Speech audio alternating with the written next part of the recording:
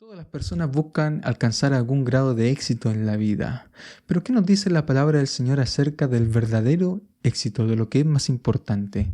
Esto es lo que vamos a estar estudiando y repasando durante esta semana.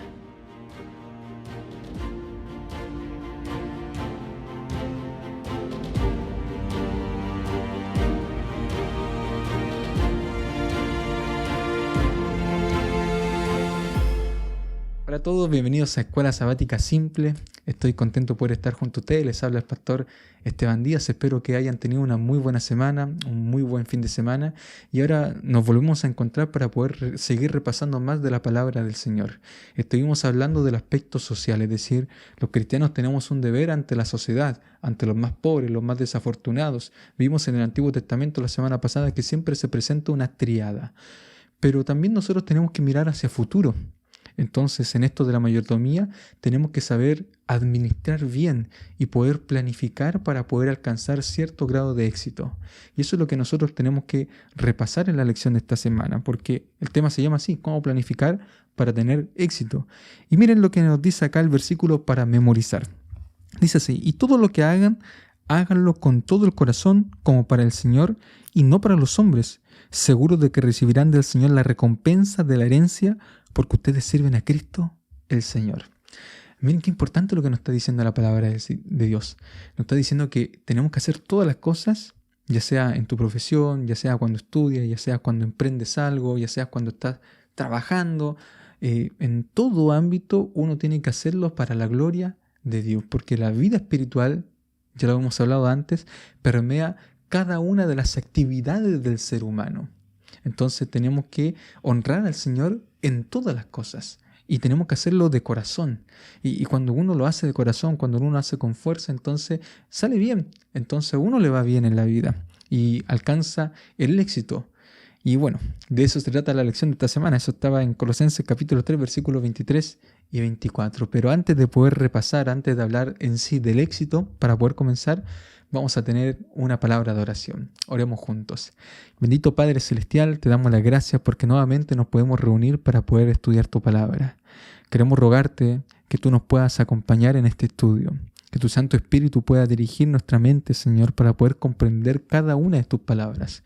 Si hay algo, Señor, que tú quieras enseñarnos, por favor, permite que tu Santo Espíritu pueda, Señor, enseñarnos, pueda dejarlo en nuestra mente, Señor, y así también podamos practicarlo en nuestra vida. Si hay alguno que la estaba pasando mal durante la semana, que ha tenido alguna dificultad, yo te ruego, Señor, por quien está escuchando esta oración, para que tú te puedas manifestar en su vida. Gracias, Señor, porque eres bueno con nosotros. En el nombre de Jesús. Amén. Bueno, pero tenemos que definir cuando hablamos de éxito, de qué clase de éxito hablamos. Porque en la mentalidad secular es cosa de uno meterse en las redes sociales, ¿no? Cuando uno va hacia el celular, uno busca en Instagram o uno busca en Facebook o uno busca, ¿cierto?, en Google inclusive, y se da cuenta de que cuando hablamos de éxito te dan las 7 claves para poder alcanzar el éxito, te dan los 10 métodos, las 10 pautas, ¿cierto?, para de alguna manera obtener riqueza. Porque cuando nosotros buscamos el éxito en el mundo secular hablamos de la obtención de bienes materiales, la obtención de títulos, de ganar estatus frente a las demás personas, de alcanzar siempre el primer puesto. Entonces, de alguna manera, el éxito en el mundo se define en un ambiente bien competitivo como ser mejor que los demás, ser mejor que el resto, estar por encima del promedio. Y eso es lo que uno busca, ¿no? Me refiero a eso, es lo que uno encuentra en las redes sociales, eso es lo que a uno le venden cotidianamente. Entonces, uno tiene que ser su propio jefe, uno tiene que tener, ¿cierto?, las casas, el auto, el departamento. Y generalmente uno piensa de esa manera cuando va a planificar su vida. A los jóvenes hoy en día se les enseña que primero, por ejemplo, antes de casarse, tiene que tener el auto, tiene que tener la casa, tiene que tener esto otro, tiene que tener los ahorros, tiene que haber viajado, tiene que haber recorrido parte del mundo, qué sé yo, tantas cosas que hay que hacer para poder tener una familia o poder tener hijos. Es decir, todo bien planificado, todo bien estructurado. Y me parece que está bien, es decir, tenemos que planificar para poder tener éxito. Pero ¿qué clase de éxito? A eso me estoy refiriendo. ¿Qué clase de éxito? La palabra de Dios nos habla de un tipo de éxito. Miren lo que dice en Eclesiastés capítulo 12, versículo 1. ¿Qué nos dice acá? ¿Cuál es el mensaje para nosotros? Acuérdate de tu Creador en los días de tu juventud, antes que vengan los días malos y lleguen los años de los cuales digas, no tengo en ellos contentamiento. Ok, vivimos una sociedad muy distinta a la de 50 años atrás. Pero miren lo que nos está diciendo la palabra de Dios. Nos está diciendo, acuérdate de tu Creador en tu juventud. Es decir, en todas las cosas que tú hagas, tienes que tener a tu Creador siempre presente. Y administrar tus recursos y planificarte de tal manera que Él siempre esté en cada uno de los detalles de tu vida. Y tienes que estar dispuesto a que Dios también puede cambiar los planes de tu vida. Es decir, uno puede estructurarse así, asá, tener una lista y hacer check a cada una de las cosas, pero quizá el Señor te dice, oye ya, pero yo quiero cambiar esto, yo tengo otro propósito para ti, yo tengo otro plan para tu vida. Y el Señor a veces nos da vuelta a todo. Y es lo mejor para nosotros y tenemos que aceptar la voluntad del Señor porque siempre va a ser lo mejor para nuestra vida. Pero bueno, el Señor, claro, quiere que a uno le vaya bien en todas las cosas que nosotros hablamos, pero eso no es lo primordial. Lo primordial es que nosotros lo tengamos siempre presente. Jesús ya lo dijo, va a buscar primeramente el reino de Dios y su justicia y todas las demás cosas van a ser añadidas. Eso es lo primordial. El Señor sabe que tenemos necesidad de ciertos tipos de cosas, materiales, a eso me refiero. Pero cuando nosotros lo buscamos a Él, Él suple cada una de aquellas necesidades. Él nos da mucho más, inclusive de lo que nosotros pensábamos que nos pudiera dar. Porque el Señor siempre está dispuesto a bendecir a cada uno de sus hijos, ya lo hemos visto, pero la base primordial para poder alcanzar el éxito es esta, ¿no? Tener al Señor en primer lugar. Entonces de ahí se derivan ciertas cosas. Si estamos hablando de la juventud, ciertas decisiones que uno tiene que tomar en la vida a medida que va avanzando, ¿no? Y siempre se hablan de tres grandes cosas o decisiones que uno tiene que tomar en la vida. En primer lugar, ¿qué voy a estudiar? ¿No? ¿Qué voy a hacer de mi vida? ¿A qué me voy a dedicar en mi vida? En segundo lugar, ¿con quién voy a compartir mi vida? Es parte importante, es decir, ¿con quién voy a pasar en este mundo más tiempo y voy a compartir la eternidad? Mi pareja, ¿cierto? Mi futura esposa, esposo, al revés. Eso es lo más importante, es decir, tengo que elegir bien. Y por último, ¿a quién voy a servir? ¿Para qué voy a dedicar mi vida? Y obviamente tenemos que servir al Señor. Entonces, todas estas grandes preguntas uno tiene que ir respondiendo a la medida que va avanzando, pero la principal es, yo sirvo a Dios y el Señor me va proveyendo para cada una de las cosas. Piensen en esto, ¿no? En algún momento todos tenemos que tener una familia. Puede ser que uno no quiera tener una familia y es totalmente válido, pero otras personas sí. Entonces tenemos que elegir a una pareja, ¿no? Elegir, ¿cierto? A mi futura esposa. Entonces Génesis capítulo 29, versículo 9 al 20 nos muestra la historia de Jacob. Y Jacob se presenta ante Raquel, va donde ella, va a trabajar con la familia de Labán, él queda impresionado, ¿no? Y acá nosotros vemos la providencia de Dios, cómo Dios guió a este hombre para llegar, ¿cierto?, a la familia de Raquel, a la familia de su tío. Y ahí se enamoró inmediatamente, ¿no? Fue una cosa impresionante. Y estuvo dispuesto a trabajar 7 años por Raquel y 7 años más porque lo habían engañado. Y le pareció poco tiempo. O sea, realmente estaba enamoradísimo de Raquel. Pero acá él está respondiendo a esta pregunta tan importante. Recordemos que Jacob se dejó guiar por el Señor. Hizo un compromiso. Señor, si tú me bendices, si tú me guías, yo apartaré el diezmo para ti. No te daré todo. Caminaré fiel contigo. Y el Señor fue respondiendo a esa oración. Y el Señor lo primero que hizo fue proveerle, ¿cierto?, una pareja, una esposa, un complemento para poder avanzar en la vida. Pero hay preguntas válidas que la lección mencionaba, ¿no? Porque nosotros tenemos que elegir un futuro cónyuge. Entonces, porque uno tiene que saber en qué se está metiendo y preguntar, ¿no? ¿A qué se dedica la persona? ¿Cuáles son los planes para su vida? ¿Qué profesión quiere estudiar? ¿A quién quiere servir? ¿Cuál es el propósito por el cual él trabaja? ¿Son propósitos egoístas como el mundo secularista? ¿Alcanzar el éxito por alcanzar el éxito material? ¿O realmente quiere servir al Señor? ¿Están unidos los propósitos? Porque el consejo del Señor es claro. El Señor dice, comparte mi fe. Es importante, ¿no?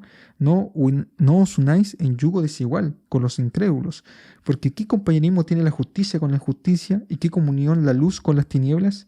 ¿Y qué concordia Cristo con Belial? ¿O qué parte el creyente con el incrédulo? Nos dice 2 Corintios 6, 14 y 15. Por eso Elena de White aconseja que cuando uno va a elegir esposa, tiene que orar 10 veces más. 10 veces más. Es decir, actuar con sabiduría. Actuar. ¿Estoy dispuesto a aceptar la situación en la cual viene esta persona? Bueno, tengo que ser sabio. Se complementan, tenemos los mismos planes, tenemos los mismos ideales, vamos a distribuir bien los roles. Todas esas cosas son importantes al momento de tomar una decisión. No es solamente cierto el sentimiento, sino también hay que aplicar la razón. Bueno, eso es parte de mi planificación de vida, ¿no? El día de mañana los jóvenes tienen que elegir una pareja y tienen que elegir sabiamente si yo quiero tener éxito en el hogar y en la familia. Lo hemos hablado acerca de la familia, pero hoy en día existe mucho divorcio, mucho quiebre. Y créanme que nada compensa, ningún bien material, ningún éxito en esta tierra compensa la pérdida del hogar y de la familia, sobre todo cuando hay hijos. O sea, es la mayor tragedia, es la mayor pérdida que puede tener una persona. Es lo más fuerte que puede vivir una gente, unas personas, el divorcio. Entonces, tenemos que tener cuidado, ¿no? Tenemos que ser sabios al elegir. Tenemos que orar bastante, como dice Elena de White. Bueno, sigamos avanzando. Entonces, hay otra cosa, ¿no? Uno cuando va a iniciarse en la vida profesional o si ya está trabajando, uno tiene que ver el trabajo como una bendición. Y acá nosotros chocamos con un aspecto cultural sudamericano o latino en general, con una cosmovisión acerca del trabajo, porque para la mayoría de las personas el trabajo es una carga, es algo pesado, es algo que no le gusta hacer, ¿no? Tenemos eso en nuestra mente. Por ejemplo, si yo o si ustedes se ganaran la lotería, ya me gano la lotería, me gano el quino, me gano el loto, me gano cualquier lotería de cualquier país, ¿qué es lo primero que yo haría? Es decir, siempre cuando se le pregunta a esta persona, la gente se va a poner un aspecto moral, ¿no? Social, haría esto, ayudaría. Ya, pero seamos sinceros, ¿qué es lo primero que haríamos? Inmediatamente a la persona se le vendría a la mente, chao jefe. Es decir, nunca más trabajo en la vida porque tengo mucha plata. No voy a trabajar, voy a dar vuelta en el mundo. Claro, puedo ayudar, está bastante bien, pero nunca más trabajo. ¿Por qué? Porque en nuestra mentalidad el trabajo es una carga, es algo pesado, casi sinónimo de las consecuencias del pecado. Pero en realidad no fue así. Cuando uno va a Génesis capítulo 2, y eso es lo que nos presenta acá la Biblia, Génesis capítulo 2, versículo 15, nosotros encontramos que el trabajo en realidad era una bendición para las personas. Dice, tomó pues Jehová Dios al hombre y lo puso en el huerto de Edén para que lo labrara y lo cuidara. O sea, Dios le designó un trabajo a Adán y le dijo, este es tu trabajo, esto es lo que tú tienes que hacer. Tienes que cuidar del huerto, tienes que labrar el huerto. Entonces el trabajo es una bendición para el ser humano, porque desarrolla sus facultades físicas, mentales, morales, y no está todo el día de ocioso. Es decir, cuando uno va investigando un poquito más en la Biblia, miren lo que dice Eclesiastés capítulo 9, versículo 10. Todo lo que venga a tu mano para hacer, hazlo según tu fuerza. Y segunda de Tesalonicenses, si alguno no quiere trabajar, que tampoco coma. ¿Por qué yo hablo de un problema de la cosmovisión en Latinoamérica? Porque tenemos una cosmovisión muy católica, donde lo importante es lo espiritual, es acercarse al Señor, pero no el trabajar, ¿no? Lo importante, ¿cierto?, es ser un noble, ser un caballero. Estamos hablando de la Edad Media, ¿no?, que era lo más importante, pero siempre el comerciante, siempre el trabajador de la tierra era despreciado porque estaba en los estratos más bajos de la sociedad. Entonces, lo más importante sobre todas las cosas era cultivar el espíritu. Y por eso los monjes se retraían y se iban a un monasterio para poder cultivar el espíritu, la razón y poder, ¿cierto?, acercarse a la espiritualidad máxima que es Dios, ¿no? A través de mi espíritu yo accedo a Dios. Pero lo que es secular, lo que es el trabajo, no tiene nada de espiritual y por lo tanto nada que ver, ¿cierto?, con lo que es más importante en la vida, lo que le da sentido. Entonces había una división dicotómica entre lo espiritual y aquellas labores, ¿cierto?, cotidianas que finalmente no nos elevaban ante la misma presencia de Dios. Y esa era la mentalidad católica. Y por lo tanto, el trabajo, como era algo material, por lo tanto era despreciado, porque lo más importante es cultivar el espíritu, ¿no?, acercarse al Señor, ¿no? El hecho de estudiar la palabra y qué sé yo, ¿no? Pero en realidad lo otro también es importante. Pero así nos fuimos dando cuenta, ¿cierto?, de que existía esta dicotomía. Entonces, para las personas trabajar era algo, ¿cierto?, complicado, era una carga, era una molestia, era consecuencia del pecado. Eh, por eso los nobles, los ricos no trabajaban, ¿no? Por eso, ¿cierto?, los sacerdotes en aquellos tiempos no trabajaban, ¿no? Algunos sí, pero la mayoría no, por esta mentalidad, ¿me hago entender? Y no solamente eso, sino también en esta mentalidad, ¿no?, dicotómica entre el espíritu y lo que es lo material, se creó también la mentalidad del cielo, es decir, para un católico el cielo, y uno lo ve en los dibujos animados, uno lo ve en en la cultura popular, cuando alguien muere y el alma se va al cielo, entre comillas, porque no es así, lo estudiamos en la lección pasada, eh, uno se va dando cuenta de que cómo es el cielo católico, cómo es el cielo de la mayoría de las personas, cómo piensa que es. Es un lugar donde uno va a estar sentado en una nube, recostado en una nube, comiendo alguna uva o tocando el arpa todo el día, donde no vamos a hacer nada. No, nada, ninguna cosa productiva. Vamos a estar ahí disfrutando de la eternidad. Entonces, eso no es lo que nos presenta la palabra de Dios. Eso no es lo que nos dice acá el Señor. Eso no es el ideal. No, de hecho, Elena de White dice que el que espera un cielo de inactividad quedará chasqueado. Quedará chasqueado porque el trabajo realmente es una bendición. Miren lo que dice en la lección. Dios sabía que los seres humanos necesitaban trabajar. Debían tener un trabajo para poner en ejercicio los admirables órganos de su cuerpo. Si la felicidad hubiera consistido en no hacer nada, el hombre en su condición de santa inocencia habría sido dejado sin ocupación, pero aquel que creó al hombre sabía lo que convenía para su felicidad, y no bien lo hubo creado, le señaló un trabajo. La promesa de la gloria futura y el decreto de que el hombre debe trabajar para obtener su pan cotidiano proceden desde el mismo trono. Entonces, debemos trabajar. Es lo mejor, es lo más sano para nuestra vida. Está acá, ¿no?, en la palabra del Señor. Desde el principio se le dio al hombre el trabajo para que pueda fortalecerse. Ahora, uno trabaja entonces para la gloria de Dios. Y eso es lo que nosotros hablamos ya anteriormente. Y eso es lo más importante, porque Dios lo dejó, porque es saludable para cada uno de nosotros, porque es el plan del Señor que nosotros podamos trabajar y ejercitar nuestras facultades físicas, mentales y obviamente también lo que es la parte espiritual. Entonces, nosotros tenemos años que son productivos, nos dice la lección de escuela sabática. ¿Cuántos son los años productivos que una persona puede trabajar? Desde la mayoría de edad. 40 años, un poquito más, a veces un poquito menos, bueno, por allí, ¿no? 40 años de trabajo si uno no tiene ningún accidente, si no tiene algún tipo de discapacidad, pero aproximadamente eso es lo que uno trabaja. Y durante ese tiempo, el ser humano tiene que saber planificarse, saber ahorrar, saber en qué voy a invertir mis recursos, saber que en algún momento se me van a acabar los años de productividad, ya no voy a tener la misma fuerza para poder trabajar, y tengo que tener algún tipo de sustento para esos años que no voy a poder trabajar. ¿Qué nos dice 1 Timoteo capítulo 5, versículo 8? Miren lo que nos dice acá.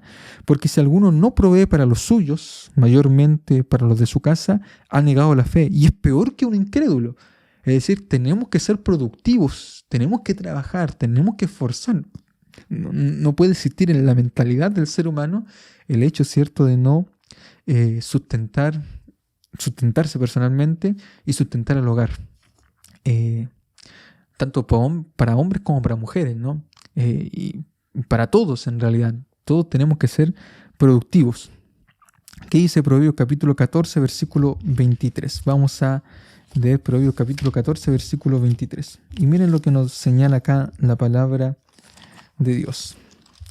Dice, toda labor da su fruto, mas las vanas palabras empobrecen. Es decir, hay que trabajar. Y ya leímos Colosenses capítulo 3, versículos 23 y 24. Todo hacerlo para la gloria del Señor. Entonces tenemos que saber que tenemos un tiempo determinado de años de productividad y dentro de esa época nosotros tenemos que saber ahorrar.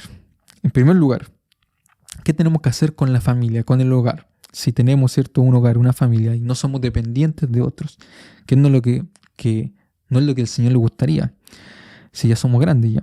Primero, proveer un entorno cristiano en el hogar. Esto incluye que tenemos que hacer el culto familiar, que tenemos que tratar de acercar al Señor a nuestra familia, que tenemos que tener un espacio determinado.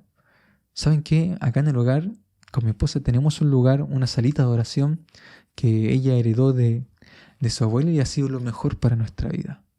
Ha sido lo mejor, una Biblia, tener un espacio para estudiar con los hijos, con la esposa, una bendición.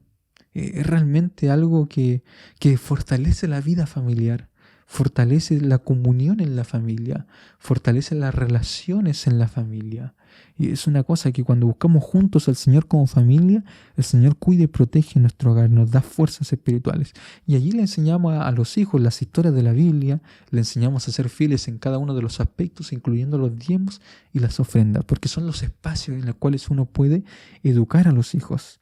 Y recordemos que la religión va de la casa hacia la iglesia y no de la iglesia hacia la casa, porque la mayor parte del tiempo la pasamos no en la iglesia, sino en la casa. Y en la casa se tiene que exponer la palabra del Señor. No en la iglesia donde pasamos, 4 horas en la semana, ¿no? En el mes pasamos 16 horas, no. Entonces muy poco, 20 horas en el mes es demasiado poco. Entonces necesitamos fortalecer el ambiente cristiano en el hogar. También, ¿qué nos decía la lección? Enseñarles a tener disposición y aprecio por el trabajo. Y ahí nosotros tenemos que educar a nuestro hijo que es lo mejor que uno puede hacer, es trabajar en la vida, ser independientes, tratar de enseñarle que no siempre van a estar con nosotros. Tenemos que preparar a los hijos para que puedan volar del nido del hogar y puedan, ¿cierto?, hacer su propia vida. En la ley de la vida tienen que salir, no los podemos tener siempre con nosotros, entonces tenemos que educarlos para que ellos puedan ser independientes. Tercer punto, contribuir a una buena educación. Aunque la educación sea costosa, acá nosotros tenemos que invertir. Pero eso significa, si bien tenemos que ser sabios, ¿no? Y tengo algunos amigos que están ahorrando desde ahora, que los hijos son pequeños, para cuando esté en la universidad, y me parece que eso está muy bien. Sin embargo, también, cuando el joven ya está grande, tiene que aprender, ¿no?, que uno, para poder educarse, también tiene que sacrificarse. Y hay que trabajar. Toda la universidad colporté, trabajé, salí, golpeé puerta, me pagué mi carrera, me pagué mi universidad y uno se hace más independiente, ¿no? Entonces, por eso es importante enseñarle el valor del trabajo a los niños desde pequeños, saber administrar bien los recursos, tener cuidado, ¿cierto?, al enseñar bien, para que no se vuelvan avaros, ambiciosos. No, tenemos que cuidar, ¿cierto?, de estos aspectos. ¿Qué más nos decía la lección? Trabajar con integridad. Y esto es un asunto importante. Integridad, que es lo que más falta en el mundo. Elena de White ya mencionaba y decía que la mayor necesidad del mundo, de los seres humanos, la mayor necesidad que tenemos en esta sociedad es la de hombres que no se vendan ni se compren. Hombres que sean tan fieles como la brújula al polo. Fieles al Señor aunque se desplomen los cielos. Que mantengan su fidelidad, que mantengan su incredulidad. El mejor ejemplo de esto es José. ¿Y por qué José? Bueno, José fue muy prosperado, José le iba bien en todas las cosas, pero ¿por qué le iba bien? Porque tenía siempre al Señor presente en su vida. Y en Génesis capítulo 39, versículos 2 al 15, ahí se nos demuestra, ¿no?, la historia de José, y se nos muestra que él fue fiel en todas las cosas y por eso le iba bien. Y eso es un ejemplo para cada uno de nosotros. Miren lo que nos dice acá, versículo 2 al 5. Pero Jehová estaba con José, quien llegó a ser un hombre próspero y vivía en la casa del egipcio su amo. Vio su amo que Jehová estaba con él, que Jehová lo hacía prosperar en todas sus cosas. Y miren, y hacía yo José gracia a sus ojos y lo servía, lo hizo mayordomo de su casa y entregó en su poder todo lo que tenía. Desde el momento en que dio el cargo de su casa y de todo lo que tenía, Jehová bendijo a la casa del egipcio a causa de José. Y la bendición de Jehová estaba sobre todo lo que tenía, tanto en la casa como en el campo. Es decir, ahí estaba todo. O sea, realmente cuando un cristiano se maneja en integridad, el Señor prospera su camino. Cuando uno es trabajador, cuando uno se esfuerza, cuando uno hace las cosas de manera correcta, cuando uno es íntegro como José, entonces el Señor muestra su poder, muestra su misericordia a través de la vida de sus hijos, y las demás personas pueden notarlo y pueden ver cómo el Señor bendice grandemente. Proverbios capítulo 22, versículo 1 dice: vale más el buen nombre que las muchas riquezas, y ser estimado es mejor que la plata y el oro. Es mejor que todas las cosas. Inclusive Labán, cuando estuvo con Jacob, lo notó y le dijo a Jacob: halle yo gracia en tus ojos y quédate. Me he dado cuenta de que el Señor me ha bendecido por tu causa. Porque una persona íntegra todas la quieren. Y eso es lo que más cuesta encontrar en este mundo. La mayor necesidad del mundo es la de hombres que no se vendan ni se compren. Y cuando una persona encuentra a una persona que es íntegra, realmente se sorprende. Una persona que es fiel realmente es sorprendente ante los ojos de este mundo. Es increíble cuando uno sigue los consejos del Señor, cómo Dios te puede utilizar, hacia dónde Dios te puede llevar. Tenemos que practicarlo en nuestra vida. Ser íntegro significa ser transparente en todas las cosas, en todo lo que hago. Ser el mismo, tanto en secreto como en público. Ser el mismo siempre. Y eso se logra cuando yo tengo una comunión con el Señor muy fuerte. Cuando vivo mis valores y mis principios a tope. Y no transo con nada aquellos valores y aquellos principios que he aprendido en la palabra del Señor y que se ha repetido en mi familia. Eso es muy importante y es lo que más buscan las personas. Han habido casos tristes, ¿no? Sobre todo de líderes espirituales, de pastores también. Y es triste ver cómo por falta de integridad en los recursos o en otros aspectos morales tienen que salir del ministerio, tienen que irse, cómo familias se dividen, cómo realmente por haber ocultado algo al hogar, a la familia, se resquebrajan completamente producto de mi falta moral, de mi falta de integridad. Por eso esto tenemos que llevarlo en nuestra vida y tenemos que permanecer firmes. Y eso se logra cuando yo tengo una comunión diaria con el Señor. En el momento que yo me suelto, estoy perdido. ¿Qué más? Tenemos que, como dice la lección, buscar consejos que sean piadosos. Y acá con esto ya voy a finalizar. La Biblia habla acerca de algunos consejos y dice: fíate de Jehová de todo tu corazón y no te apoyes en tu propia prudencia. Reconócelo en todos tus caminos y Él enderezará tus veredas. Cuando yo tengo al Señor presente. Entonces Proverbios capítulo 3, versículos 5 al 8 dice esto, y acá la lección da 7 consejos. En primer lugar, organízate. Desarrolla un plan de gastos para que yo no tenga que, por mi necesidad, porque muchas personas llegan a estafar, a robar, porque se ven en aprietos, ¿no? Entonces hay que organizarse, gastar menos de lo que uno gana, ¿no? Y decidir vivir dentro de las posibilidades de una persona, no vivir de las apariencias o de este mundo consumista. Ahorrar una parte de cada periodo de pago, eso es muy importante. Evitar las deudas como uno evitaría el COVID-19 o cualquier otra enfermedad o la lepra en los tiempos bíblicos. Ser un trabajador diligente, ser fiel a Dios en lo financiero y recuerda que esta tierra no es nuestro verdadero hogar. Tenemos que invertir en el cielo. Ellen G. White dice lo siguiente: no puede ser perfecto o completo ningún proyecto de negocios o plan de vida que abarque únicamente los breves años de la vida actual y no haga provisión para el futuro eterno. Nadie puede acumular tesoro en el cielo sin descubrir que de esa manera se enriquece y ennoblece su vida en la tierra. En mi vida personal, no solamente estamos hablando de los negocios, sino mi planificación familiar, en el proyecto de vida que yo quiero para mi hogar, en el trabajo que yo voy a realizar, en los estudios que yo voy a alcanzar, en cómo voy a apoyar yo a mis hijos. En todo aspecto de mi vida tenemos que tener siempre presente al Señor para que me vaya bien, para que el Señor prospere mi camino.